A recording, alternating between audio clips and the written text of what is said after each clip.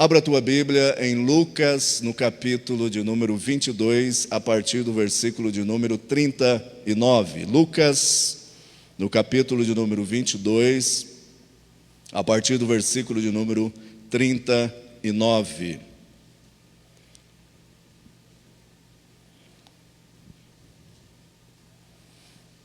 Amém? Mesmo assentados, quero fazer essa leitura. Verso 39. Estou usando aqui a tradução Nova Almeida atualizada, NA.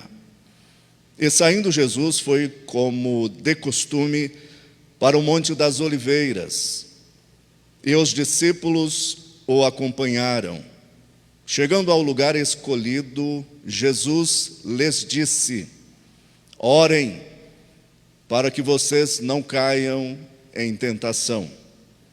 Ele, por sua vez, se afastou um pouco e de joelhos orava, dizendo: Pai, se queres, afasta de mim este cálice. Contudo, não se faça a minha vontade, e sim a tua. Então lhe apareceu um anjo do céu, um mensageiro, que o confortava, ou consolava. E estando em agonia, orava mais intensamente, e aconteceu que o suor dele se tornou como gotas de sangue. Algumas traduções, grandes gotas, que é a tradução da palavra tromboi, gotas grandes, caindo sobre a terra.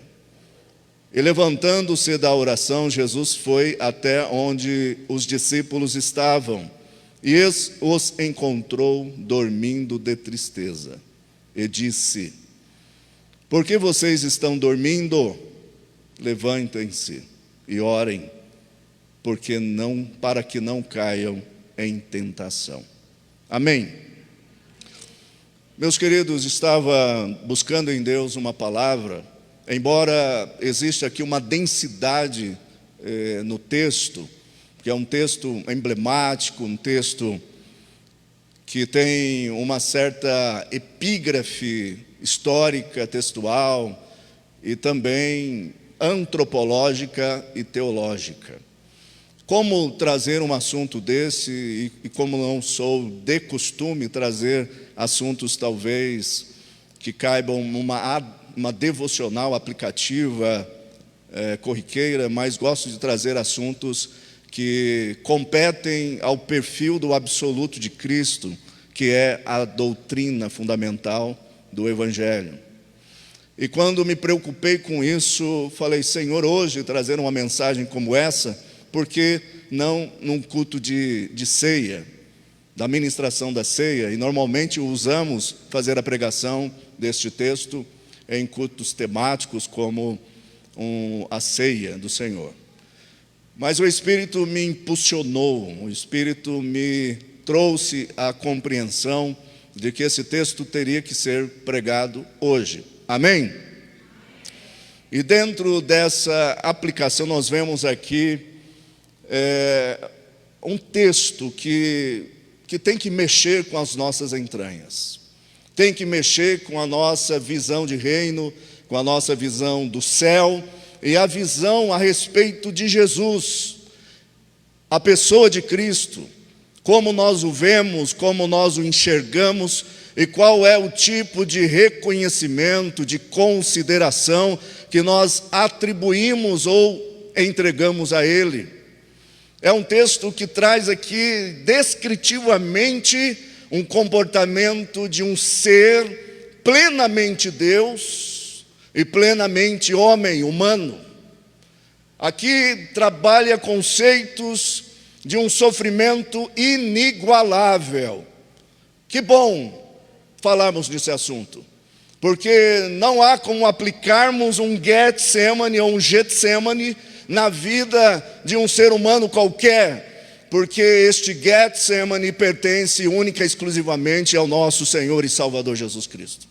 Só Ele, Nagai Shimiovafai. Que graça. Só Ele viveu um Getsemane.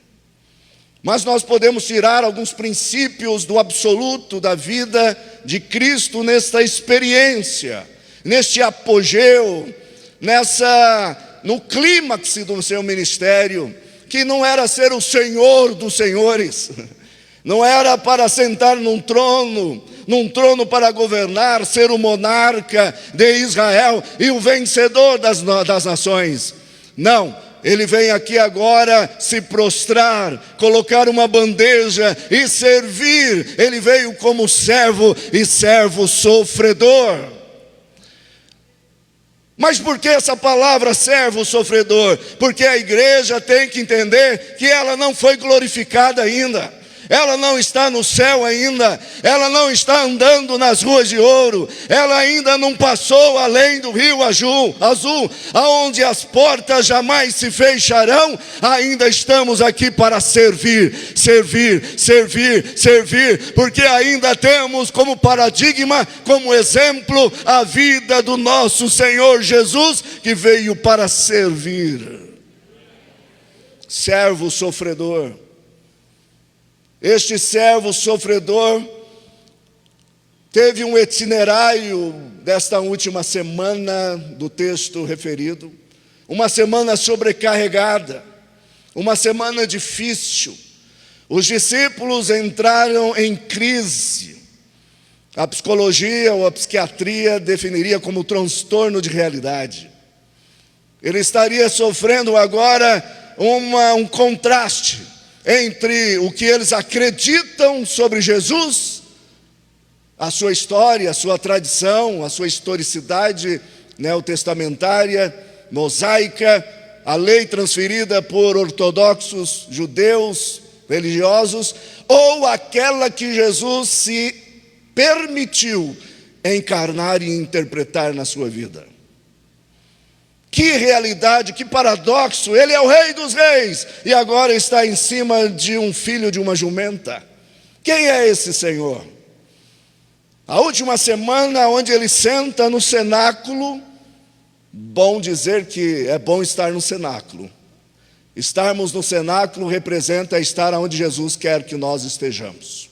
Cenáculo é o lugar da mesa, cenáculo é o lugar da refeição, cenáculo é o lugar onde Jesus revela quem Ele é para os seus escolhidos. Quem está no cenáculo de Deus não tem dúvida no seu coração, porque a verdade de Deus está imposta, está impetrada na sua alma e no seu ser, que Ele é o Senhor. No cenáculo, cenáculo vem do latim, da palavra cena, significa ceia, jantar. E quem não quer comer, ser nutrido por Jesus, o nosso Senhor. Eu não sei se você veio aqui nesta noite com alguma esperança, talvez de uma chave de um carro, que ótimo, que coisa boa. Talvez a chave de uma casa, que delícia, que maravilha. Que Deus te abençoe com isso. Mas Deus veio trazer para nós nesta noite o evangelho do servo sofredor, que Ele tem alimento para nos dar e para dizer para a igreja do Senhor Jesus: venha, venha meu filho, venha minha filha, venha meu servo, aqui tem comida para a minha igreja, tem comida para os meus servos, tem comida para os meus filhos.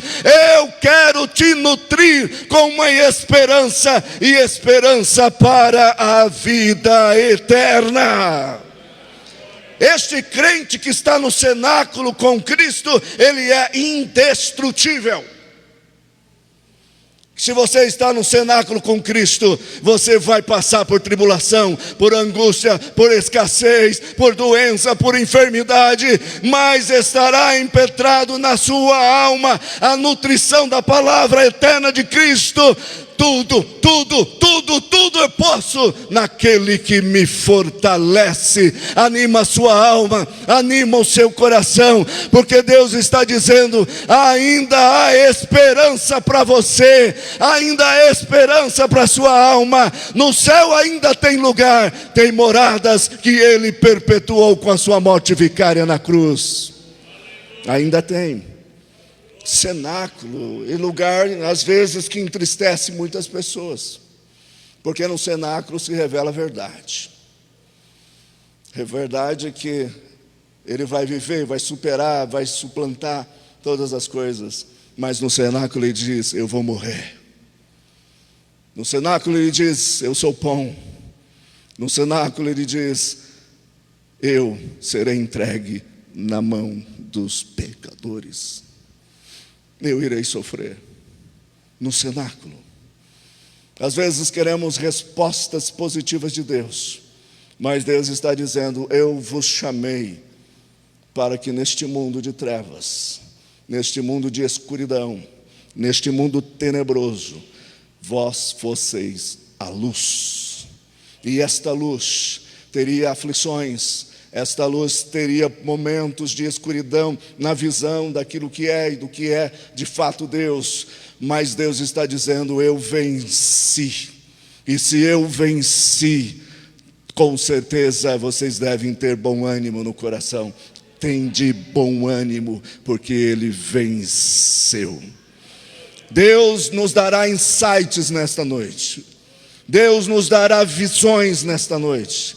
Deus nos dará revelações nesta noite. E eu, em nome de Jesus, conjecturo toda a depressão, toda a tristeza, toda a amargura, tudo aquilo que está deprimindo a sua mente e a sua alma, sobre o controle do Deus que anima, do Deus que está presente, do Deus que te cura. Em nome de Jesus, recebe não o toque de um psiquiatra normal, de um psicólogo humano, não de um psicanalista, mas receba o toque do Senhor dos Senhores, que está nesta noite, e Ele é psicólogo dos psicólogos, o doutor dos doutores. Procure um ser humano, mas não esqueça que existe um Deus nos céus e na terra que fará o que você não consegue fazer. Só Ele pode nos dar insights da realidade mental, cognitiva, neurológica. Ele cura, Ele salva e Ele completa a sua obra na alma do indivíduo. Aleluia! Embora não era nada disso que eu ia pregar.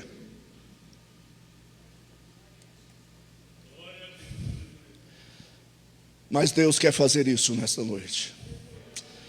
Oh, meus queridos, quando eu estava sentado ali, eu senti o peso.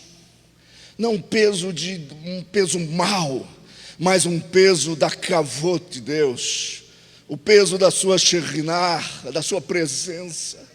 Porque muitos dizem por aí: a glória do Senhor, e começa a pular e dançar. Mas quando a glória de Deus desce, o homem se encurva, o homem se dobra, o homem se prostra, o homem se joga ao chão. Porque Deus é santo, santo, santo, santo, santo, santo, santo, santo, santo é o Senhor. Nós nos encurvamos diante da sua presença, porque ela é incompreensível na ótica humana. E aí eu senti esse peso, e a nossa alma, ela sente o peso, mas sabe que Deus quer fazer algo nesta noite. Deus está fazendo algo nesta noite. Deus está curando a sua alma e dizendo: filho, filha, eu passei por o sofrimento, eu passei por um Getsemane, eu passei por uma prensa, eu passei por um lagar, para te dizer nesta noite: você é orientado, cuidado, protegido, velado, guiado por minha presença que venceu, que venceu, que venceu. Sangrei, sofri, mas eu venci. Ele está dizendo que há uma agenda difícil, há uma agenda sobrecarregada, e nós humanos não compreendemos às vezes a agenda de Jesus, a agenda de Deus. Deus está errado em alguma coisa.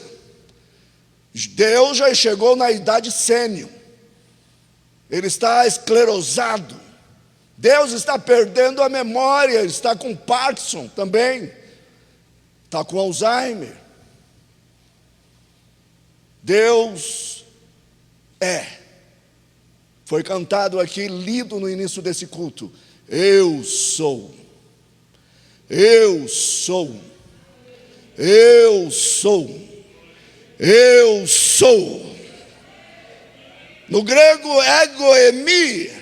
Quando Jesus fala eu sou, não há qualquer estrutura humana que fique diante da declaração da verdade, do verbo, do logos, daquilo que ele é. Quando ouve a boca de Jesus dizer eu sou, o ser humano cai por terra e todas as coisas que são ruins caem, mas aquilo que tem vida, vida em Cristo, se levanta para ver o que Deus vai fazer, mesmo não enxergando, mesmo não vendo, mesmo não ouvindo. Deus está dizendo eu sou, eu sou, eu sou, eu sou, eu sou. Esse Deus, essa agenda perturba, aonde começamos a dizer Senhor, quem é o maior? Eu, Yohanan, João, eu devo ser o maior. Eu, Pedro, sou o maior.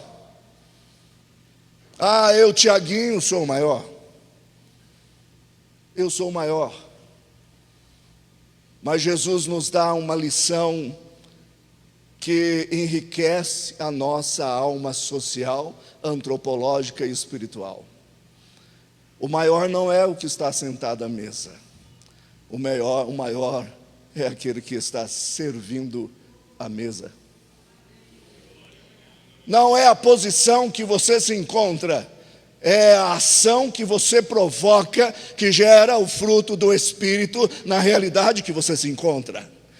Se você está sofrendo o impacto da presença de Deus, ouve as verdades de Deus, às vezes é incompreensível a situação que você está vivendo, mas Deus está dizendo sobre mim e sobre você, há ainda um caminho de cura, de esperança, para aqueles que entenderam o segredo, a senha, o código de servir a Deus. Servir a Deus, até nos bastidores, até atrás das cortinas. Ninguém te vê, mas Deus te vê, João, Maria, José. Deus está nos vendo, mesmo no anfiteatro da vida, atrás das cortinas. Deus está ouvindo, e eu venho de uma maneira muito clara te dizer nesta noite, Deus está ouvindo a sua oração, Deus está ouvindo o seu clamor, Deus está ouvindo a sua súplica, Deus está ouvindo o seu grito da sua alma, para dizer, filho, você é servo.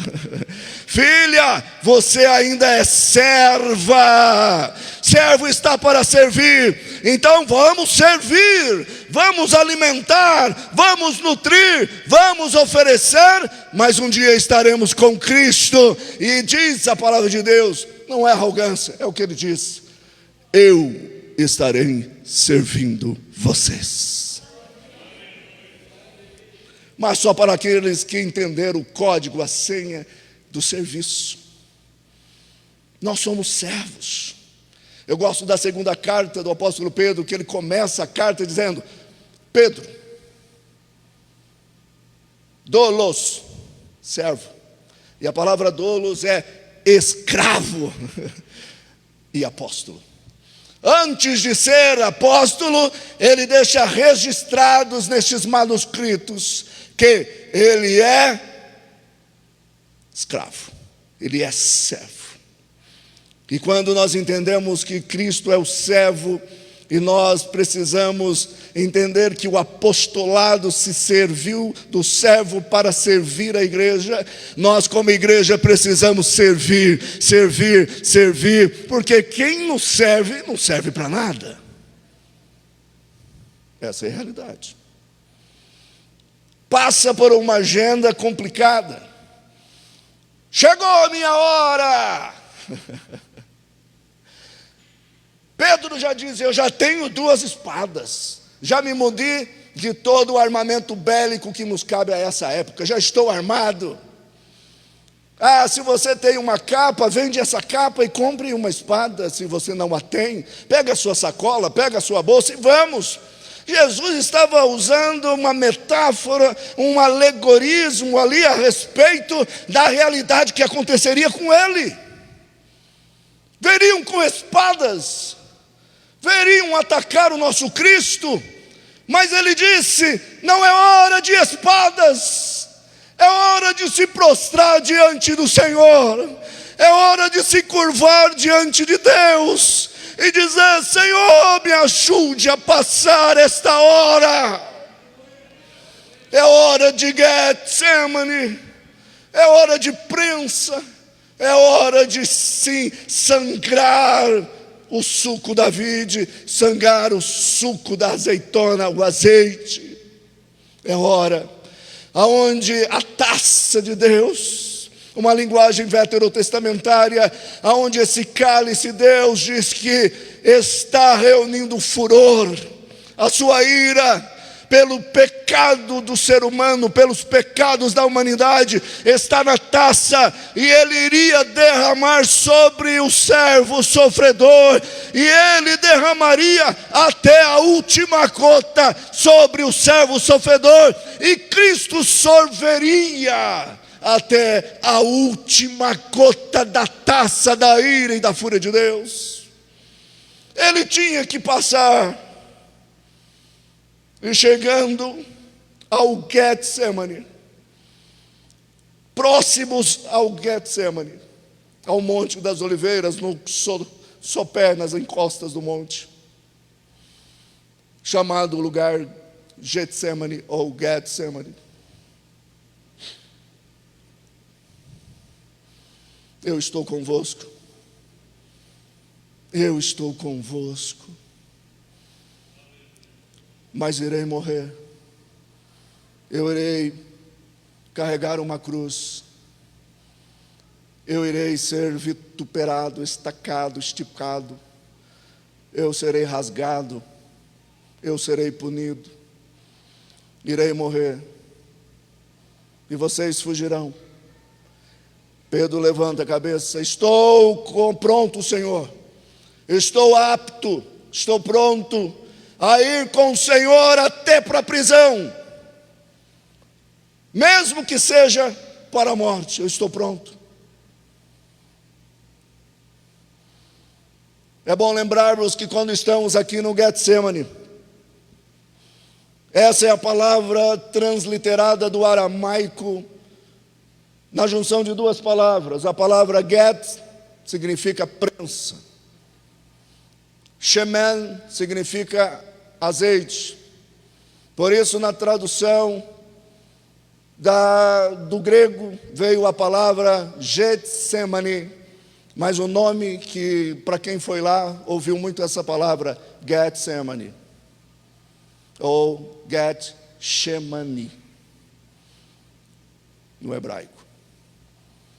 Porque este lugar, segundo a história especulativa, ou através de uma tradição oratória, esse lugar pertenciam provavelmente a 3 pessoas, ou uma dessas 3 pessoas: Nicodemos, ou José de Arimateia, ou João Marcos, que era filho de uma família abastada, pai grego e mãe judia. Olha só, pai romano e mãe judia, desculpe. E diante desta situação, Jesus tinha amizade com essas pessoas e normalmente ele ia para esses locais ou para esse local orar. No 1º século antes da morte de Cristo, se encontrava ali um pomar de oliveiras, uma plantação de olivas. E tinha também uma fábrica onde eles prensavam a azeitona para extrair o azeite. E era deste lugar que fabricava o azeite ouro, o azeite puro, que era servido como primícias no templo para se colocar no candelabro, no castiçal, no menorá, na menorá.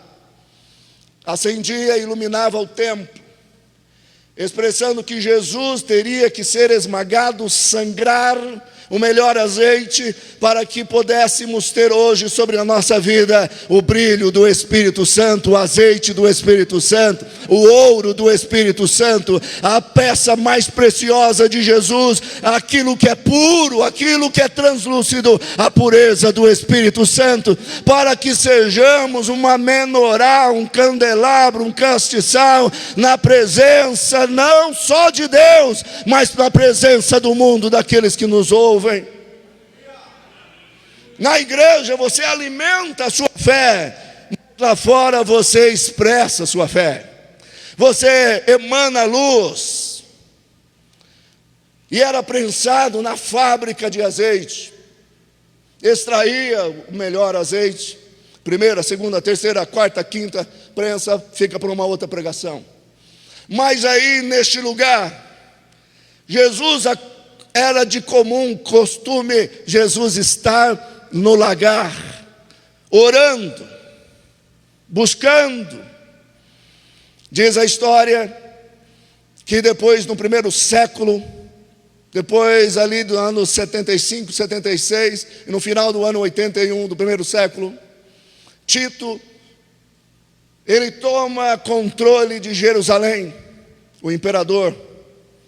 E quando ele toma controle de Jerusalém, ele manda cortar todas as oliveiras que estão ao redor de Jerusalém. Cortaram todas por causa do simbolismo, representação. E quando se corta todas as oliveiras, vêm os peregrinos cristãos do primeiro século, final do primeiro século, chegam ali no Getsemane, no Monte das Oliveiras, e eles se deparam com a tristeza de não ver oliveiras, não ver as árvores frondosas, como diz João, no horto, no jardim. Marcos fala de Getsemane, Mateus fala de Getsemane, Lucas fala de oliveiras, de Monte da Oliveira. E quando esses peregrinos cristãos olham e veem que não há mais oliveira, cabe aqui uma abertura para nós pensarmos. Que tristeza é quando você vem ao jardim e não encontra oliveiras. Que tristeza. Você vai no jardim para se obter das azeitonas, das oliveiras, do resultado do fruto delas, e você chega e não encontra sequer um fruto da oliveira. Que tristeza.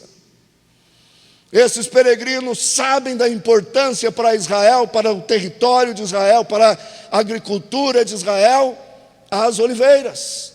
E chegam e presenciam um deserto de árvores. Embora alguns acreditam que existam ainda plantações de oliveiras do segundo e do terceiro século, mas não da época de Jesus, porque a história não nos permite dizer que sim. Não tem. E eles replantam as oliveiras, replantam as árvores, e aí começam a existir novas oliveiras. Olha só, meus queridos, me permita essa aplicação. Às vezes estamos vivendo um momento onde nós não encontramos azeitonas e oliveiras, mas Deus está dizendo para nós nesta noite: é hora de plantar, é hora de jogar a semente, mas a semente certa, a semente correta, a semente que você sabe que é semente de oliveira. Planta essa semente nesse horto, nesse jardim. Embora seja um lugar de prensa, Deus está dizendo: eu quero que você continue plantando, porque este é lugar de oliveiras. Não é lugar de outra coisa, a não ser que este lugar dê o fruto que emane o azeite puro. Precisamos entender que nem tudo é um mundo cheio de rosas, um mundo cheio de orquidários frondosos, mas Deus está dizendo que há momentos que nós veremos um lugar que deveria ser um horto, deserto da sua finalidade. Mas Deus está nos chamando nesta noite, meus queridos, para entendermos que se Ele te chamou, se Ele colocou a semente no seu bornar, se Ele colocou na sua capacidade a visão de semear, semeie, semeie, semeie, semeie, não importando qual é o resultado, mas semeie, semeie, semeie, semeie. Um lugar de prensa, um lugar de sofrimento. Diz a história que, pulando bem essa história, no comecinho do século XVI, o chamado grande magnífico Suleiman, que era um sultão, no início do século XVI, ele toma conta de Jerusalém. Olha só, a irmã Miriam foi para o Getsemane. Quando você chega na encosta do Monte das Oliveiras, porque há reivindicações de 3 grupos, que aqui é o monte, aqui é o lugar da oração, aqui é o lugar da oração, aqui é o lugar da oração, nós não sabemos. Até um lugar tem uma igreja franciscana chamada Igreja das Nações, uma igreja construída há 100 anos atrás. Essa igreja conta a história do Getsemane e tem a pedra do sofrimento. Você entra e tem lá a pedra que dizem que Jesus sobre ela orou. Até pelo texto, que o texto não diz isso, porque na linguagem dos melhores manuscritos diz que Jesus se jogou ao chão. Lucas diz que ele dobrou os seus joelhos, mas os melhores manuscritos dizem que ele se jogou ao chão. Temos essas reivindicações, mas quando você está na encosta do Monte das Oliveiras, no Getsemane, você olha, porque olhando a leste você vê Jerusalém, você vê os muros de Jerusalém, você vê o templo. Mas antes do templo, uma previsão, você vê o muro e as portas gêmeas, chamada de porta dourada, chamada de porta oriental na Bíblia, chamada também na Bíblia de porta de Suzã, chamada na Bíblia também de porta do vale. Você olha ali no Getsemane e olha uma visão privilegiada da entrada de Jerusalém. E quando você vê essa porta, você chega à conclusão, mas essa porta está lacrada, essa porta está fechada. O Edenilson foi lá também, não sei se viu a porta gêmea, a porta dourada. A porta dourada é porque ela foi construída com os tijolos amarelos, com o material que quando o sol nasce, reflete aquela luz amarelada, aquele brilho amarelado, e aquele que olha para o tijolo, para a porta que está lacrada agora, chama ela de porta dourada. Mas lembrando que esta porta não é a porta salomônica. A porta salomônica está abaixo dela, porque ela foi soterrada. Mas é na mesma posição e no mesmo local. E dentro dessa posição histórica, Suleiman resolve lacrar essa porta. Ele lacra essa porta, porque ele sabe da profecia de Ezequiel, que virá um rei, virá um Senhor, e ele por Ezequiel é chamado o Senhor da glória. Note bem, Jesus vai para o Getsemane como um servo sofredor. Ele passa por agonia, ele passa por momentos inigualáveis, mas ele está por voltar, além do Rio Azul. E estas portas jamais se fecharão. Suleiman o Magnífico, ele fecha a porta de Jerusalém. Mas o Rei dos Reis, Zacarias nos diz, 14:4, ele voltará e os seus pés estará sobre o monte fenderá ao meio, norte e sul, abrirá um grande vale no monte. Para a porta do leste, a porta dourada, abrirá o caminho e entrarão os vencedores para estar com Cristo para sempre. Porta oriental, a porta do leste, lacra, pode lacrar, porque o Senhor dos Senhores está chegando. Ele está chegando, não importa se é literal, se é alegórica, Ele está chegando, Ele está chegando. E Ele virá como Senhor, Ele virá como Rei dos Reis, e estará nos dando abertura e acesso para a glorificação eterna. Eu cheguei nesta noite e o Espírito Santo foi muito enfático no meu coração. Jesus teve que sofrer toda a punição.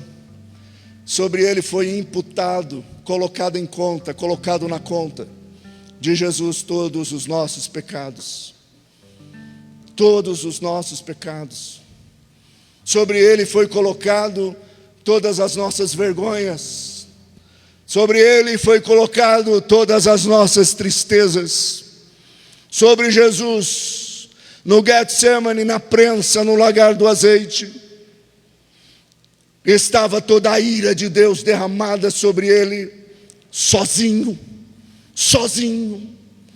Porque aqueles que Ele o amou até o fim, o desamparou. A Bíblia diz que no mínimo 4 tipos de sofrimentos Jesus passou.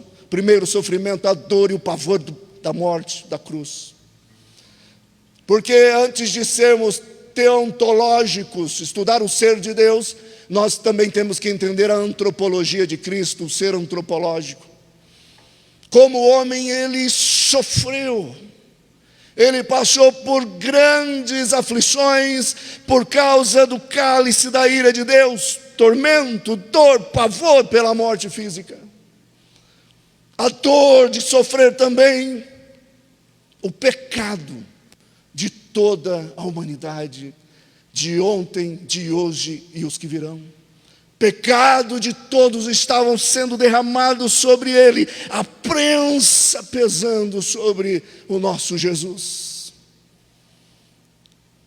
Terceiro, a dor da separação do Pai que Ele tanto amou. Tanto é que a oração dele é: Pai, se possível for, afasta de mim esse cálice, essa taça. Mas firmeza de propósito. Todavia não faça o que eu quero, mas seja feita a tua vontade. Firmeza, cabeça erguida, nada de tristeza pelo fato do propósito, porque ele sabe da origem, ele sabe do propósito, ele sabe do significado. Ele vai. A quarta dor, a dor de sofrer a ira de Deus. A dor de sofrer aquele a quem ele tanto ama, aquele ele serviu até o fim. Agora ele sofre não só a distância, mas a ira de Deus sobre ele. A ira sobre um ser santo, um ser puro, um ser imaculado, um ser totalmente perfeito, recebendo a ira que era para mim e para você, estava em Jesus, sobre ele, para que ele fosse a nossa propiciação. Propiciação nada mais é do que a ira de Deus, vindo com toda a força, com todo o impacto, com toda a brutalidade, e ela atingisse de cheio um objeto, Jesus. Ela atinge Jesus com todo o seu furor,